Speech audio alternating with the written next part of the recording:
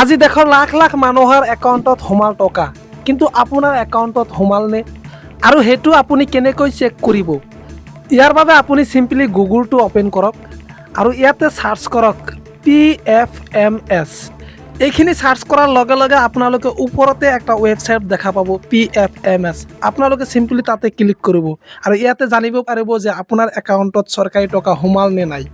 এই ৱেবছাইটটোত সোমোৱাৰ লগে লগে আপোনালোকৰ সন্মুখত এনেকুৱা ইণ্টাৰফেচটো আহি যাব আৰু ইয়াতে আপোনালোকে দেখা পাইছে কৰ্নাৰত 3 ডট। আপুনি চিম্পলি এই 3 ডটত ক্লিক কৰি দিব। সৰি, এইটো 3 ডট নহয়, 3 লাইন হয়। আপোনালোকে চিম্পলি 3 লাইনত ক্লিক কৰিব আৰু ইয়াতে দেখা পাব বহুতকেইটা অপশ্যন খোল খাব। আপোনালোকে চিম্পলি পে'মেণ্ট ষ্টেটাছ যিটো আছে এইটোত চিম্পলি আপোনালোকে ক্লিক কৰি দিব। ইয়াৰ পিছত থাৰ্ড যিটো অপশ্যন আছে ন' ইউৰ পে'মেণ্ট, তাতে ক্লিক কৰিব। ইয়াতে ক্লিক কৰাৰ পিছত এনেকুৱা ইণ্টাৰফেচ দেখা পাব আপোনালোকে আৰু ইয়াতে দেখা পাইছে বেংক।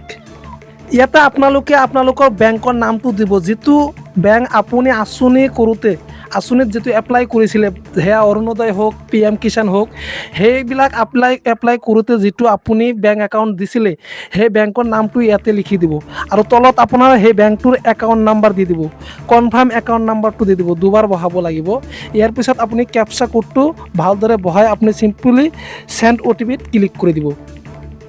চেণ্ড OTPত ক্লিক কৰাৰ লগে লগে চাব আপোনাৰ যিটো ৰেজিষ্টাৰ্ড মোবাইল নাম্বাৰ আছে সেই মোবাইল নাম্বাৰত এটা OTP আহিব আৰু সেই OTPটো আপুনি চিম্পলি ইয়াতে ইণ্টাৰ OTPত ইয়াতে বহাই দিব আৰু চিম্পলি আপুনি ভেৰিফাই OTPত ক্লিক কৰি দিব।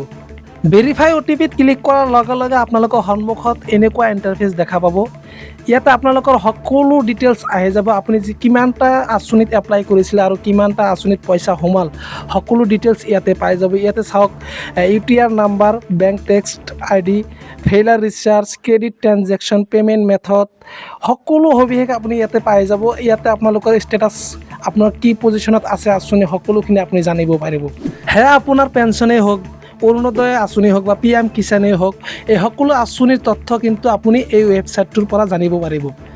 বন্ধুসকল, ভিডিঅ'টো ভাল লাগিলে অৱশ্যই লাইক কৰি দিব আৰু আমাৰ চেনেলটো অৱশ্যই ছাবস্ক্ৰাইব কৰি ৰাখিব। ধন্যবাদ।